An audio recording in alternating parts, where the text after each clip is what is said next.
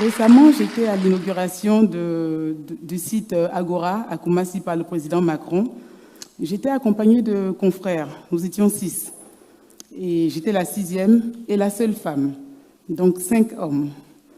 Et nous nous tenions au milieu de la cour, dans l'attente que l'événement commence. Et en demi-cercle, nous étions en train de discuter. Et une autorité particulière que nous souhaitions rencontrer nous a été introduite. Donc, le monsieur, il arrive, il serre la main aux 5 hommes. Et puis, quand il a fini sur les 5 hommes, il engage la discussion. Donc, ça m'a pris 10 secondes, parce que je me suis dit, il va venir à un moment donné me parler. Mais la conversation avait déjà commencé, tout le monde... Et là, à un moment donné, j'ai pris l'initiative de mettre le pied au milieu du demi-cercle et puis de dire « bonjour ». Donc là, il se tourne, il se rend compte que je suis là. « Ah, bonjour madame ». Et je le regarde, je lui dis « en général, on commence par les dames ». Et là, il se...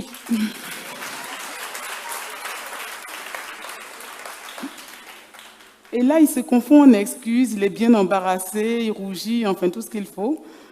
Et puis, un confrère à côté, qui se rend compte de la catastrophe, m'introduit, qui dit Manon Karamoko, présidente directrice générale de Unilever Côte d'Ivoire. Et là, l'autorité se retourne et me salue à nouveau, comme si là, maintenant, il acceptait ma présence. Et ça, c'est quelque chose qui arrive tout le temps, dans mon cas particulier. Mesdames et messieurs, aujourd'hui, je vais vous parler de la préhistoire de Manon Karamoko. Je viens d'une grande famille avec 5 grands frères, un petit frère et 2 sœurs. Je viens en 8e position. Imaginez-vous venir en 8e position avec des grands frères qui sont de fortes têtes, qui sont grands, gaillards et qui parlent fort. J'avais trouvé ma petite solution, c'était d'être excellente à l'école. Donc c'était un petit jeu comme ça entre mon père et moi. C'est qu'il me demandait de lui ramener certains résultats, et moi je les ramenais et j'obtenais des cadeaux. Et comme je voulais toujours plus, bon, je poussais un peu plus à chaque fois. Et donc à partir de là, pour lui, je suis son petit talent. Donc en 8e position, tiens, quand même on se souvient de moi. Au milieu, là, on peut se perdre, mais la 8e, là, on s'en souvient. Et donc pour lui, je devais être médecin. À l'époque, effectivement, c'était le top du top. Donc je donnais des paracétamol à la maison quand les gens avaient mal à la tête et j'étais persuadée que c'était bon. Et donc, j'ai été bonne en matière scientifique, ça allait jusqu'en première où mes notes dans les matières scientifiques s'écroulent complètement. Et donc là, j'ai 2 choix. Soit je passe en terminale littéraire, ou alors je reprends ma première. Ce que j'ai fait, c'est d'aller en terminale littéraire. Et j'ai promis à mon père que j'allais avoir mon bac avec la mention. Et je l'ai fait.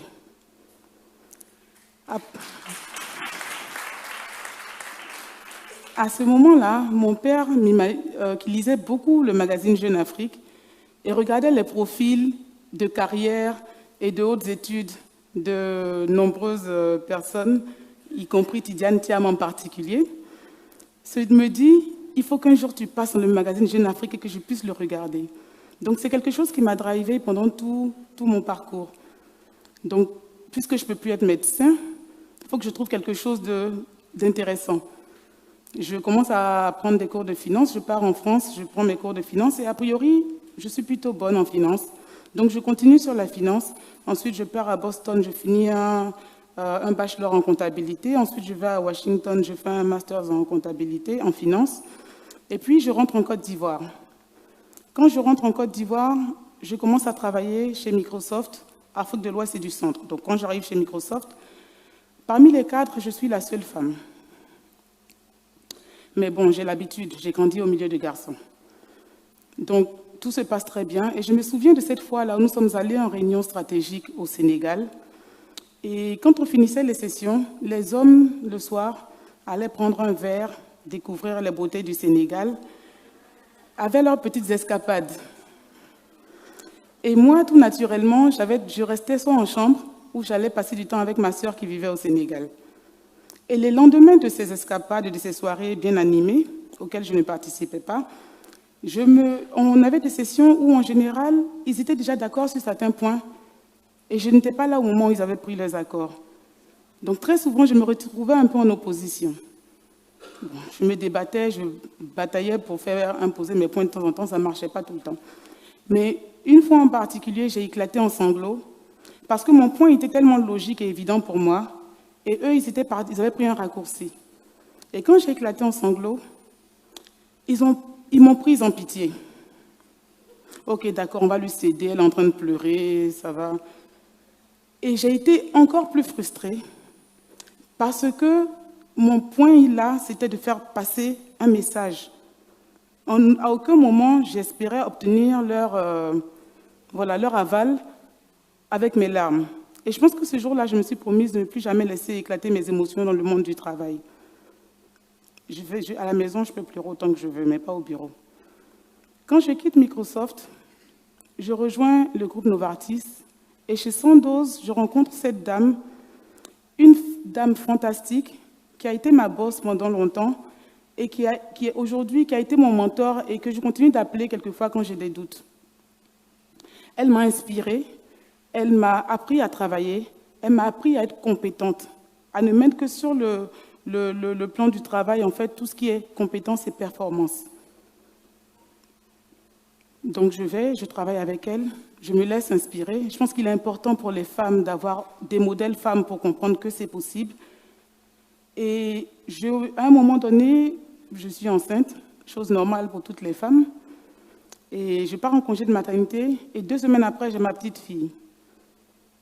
Quand j'ai ma petite fille, quelques semaines après, 2-3 semaines, je pars faire ma présentation budgétaire à Dubaï. Les gens se sont demandé si j'étais un peu déréglée à ce moment-là. Mais non, en fait, ça a été une décision en pleine âme et conscience. C'était volontaire. Ça n'a pas du tout été imposé par mon employeur. C'est parce qu'à ce moment-là, je sais qu'on a besoin de moi. On a besoin du financier pour faire la présentation budgétaire. Je suis en congé de maternité, c'est un fait, mais je veux bien prendre 1 semaine pour aller faire ma présentation budgétaire et revenir.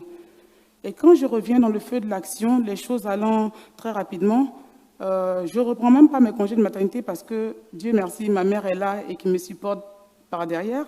Je reprends le boulot et je prends mes congés de maternité, ce qui me paraissait beaucoup plus intéressant puisque j'avais le support à la maison. Par petits bouts, je les colle à des congés, je prends 2-3 semaines, en accord avec mon employeur. C'était normal. Et là, je suis identifiée comme talent dans l'entreprise, donc je pars à des formations un peu partout. Et pendant que je suis en formation, je fais mon réseautage, parce qu'il est important de réseauter. Si on ne réseaute pas, ça veut dire qu'on n'a pas un plan de carrière. Il faut faire du networking. Et en faisant mon networking, je partage mes ambitions, mon background, un peu de ce que je veux faire, ce que j'ai déjà accompli. Et quand je rentre au Sénégal, quelques semaines après un voyage en Autriche, j'ai un directeur financier qui m'appelle. Oui, Manon, comment vas-tu? Je vais très bien. Tu te souviens, pendant notre discussion, tu m'as dit que tu voulais passer maintenant CFO, ce qui est directeur financier, parce que jusque-là, j'étais responsable financier. Je lui dis oui. Il me dit, ben, écoute, j'ai une opportunité pour toi. Donc moi, je commence à sauter de partout. Je me dis, ça y est, je passe à la prochaine étape. Et puis, il me dit, tu ne me demandes pas où? Je dis, ah. Il me dit, tu es assise? Je me dis, là, il y a un piège. Donc, il me dit, assieds-toi, je m'assois. Il me dit, tu es bien assise? Je dis, oui. Il dit, tu ne me demandes toujours pas? Je dis, je lui demande, c'est où? Il me dit, alors, c'est pour couvrir l'Afrique anglophone est basée à Lagos, au Nigeria. 10 secondes de vide. J'avais déjà dit oui. Donc, je réfléchis. Il me dit, tu es là? Je dis, oui, je suis là. Il dit, bon, alors, je lui dis, écoute, je le prends. Il me dit, mais tu ne veux pas discuter avec ta famille d'abord et tout ça? Je dis, je te dis, je le prends, et puis eux, je vais les convaincre.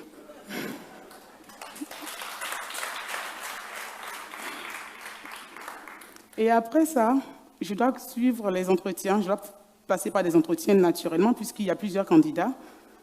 Et le premier timing d'entretien, je ne peux pas le faire parce que je suis en voyage. Je prends l'avion, et donc il est reporté pour 2 jours après, à 14 h. Malheureusement pour moi, ce jour à 14 h, je n'ai pas de nounou. Donc, j'ai ma fille de 2 ans qui a décidé que ce jour-là, elle va faire l'entretien avec moi. Donc, à 11 h, je la fais manger. Et puis, je fais tout ce que je peux. Je mets des comptines, tout ce que je peux pour essayer de la faire dormir. Non. Elle babille, elle saute, là, elle devient chanteuse, tout ce qu'on peut imaginer. Et à un moment donné, je me dis, bon, je la prends, je la mets au dos, je prends un pagne, j'attache bien, et puis je commence à marcher comme ça, en me disant, bon, à un moment donné, ça va passer. En Afrique, ça marche, ce genre de choses. Non, pas avec la mienne. 13h50, elle est encore au dos, elle est encore en train de chanter dans mon dos. L'entretien, c'est à 14h. Qu'est-ce que je fais? Ça devait être un vidéo call. Je pose mon ordinateur sur ma coiffeuse, et puis je me dis, comment est-ce que tu vas gérer ça? Il faut que tu deviennes créative, là. Et j'ai la petite, et appel vidéo, je coupe la vidéo et je garde l'audio. Et la dame me dit, mais j'essaie de faire une vidéo, mais ça n'a pas l'air de fonctionner. Je lui dis, si, ça fonctionne très, très bien. Je ne suis juste pas en position de pouvoir faire un entretien vidéo en ce moment. Et je suis debout, je suis là, je bouge en me disant, mais elle va s'endormir, que je la balance dans le lit, et puis c'est bon. Et puis, je lui explique la situation, on passe l'entretien, et puis à la fin, elle me dit, je vais quand même voir, ça donne quoi? Donc je mets la vidéo, elle me voit et je suis encore en train de bouger pour essayer d'endormir la petite qui est déjà en train de partir, de s'endormir vraiment. Et là, elle me regarde et me dit, si j'avais des doutes sur ta résilience pour aller vivre à Lagos au Nigeria, là, ils se sont totalement dissipés. Je pense que tu as le poste.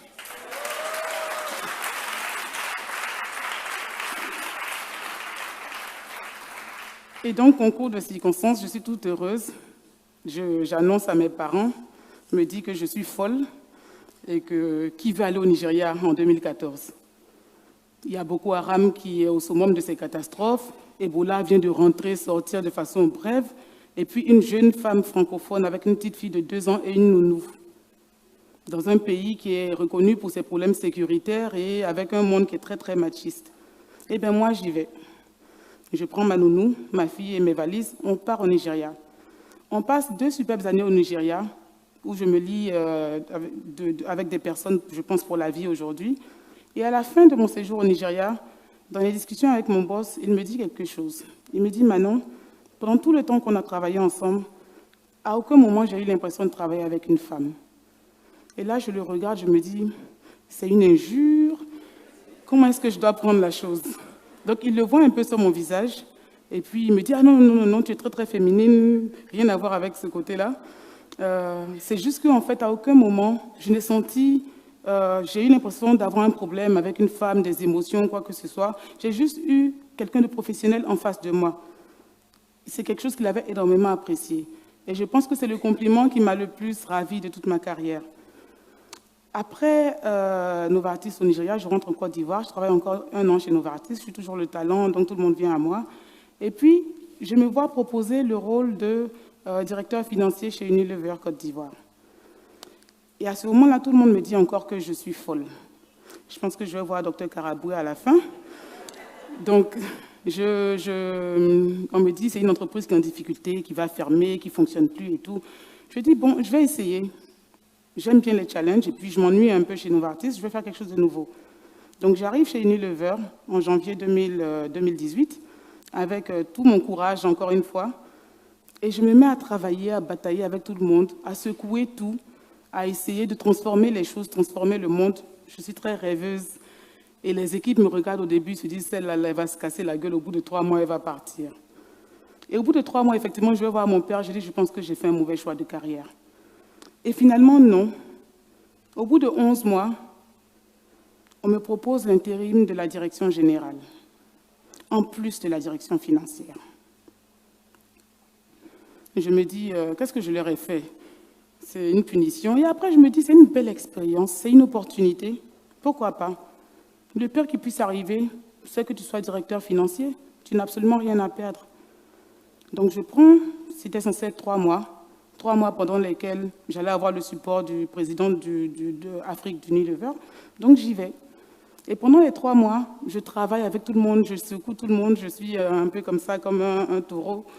Et puis, au bout de 3 mois, mon boss, il vient, il me dit, ah Manon, écoute, ça a l'air de plutôt bien se passer, tu as commencé, on voit les innovations qui commencent à sortir, c'est fascinant. Écoute, ce qu'on va faire, c'est qu'on va prendre le temps de chercher un directeur général et puis on va y tendre de 3 mois.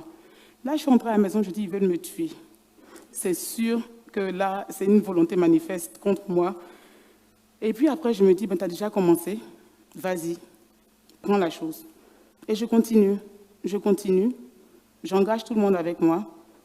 Et puis, au bout d'un an de faire les deux rôles, directeur financier, directeur général, je suis confirmée au rôle de président-directeur général d'Unilever Côte d'Ivoire.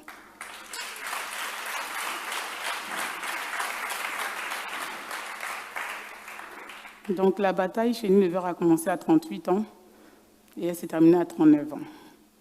Donc on m'appelle la plus jeune PDG de Côte d'Ivoire. Pour moi, être une femme,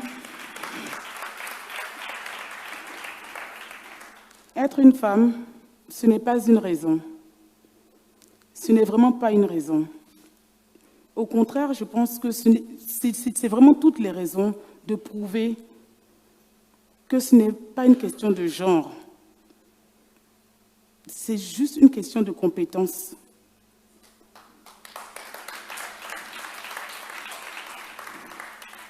C'est mon message pour aujourd'hui et j'espère que les autres femmes pourront inspirer beaucoup plus. Merci.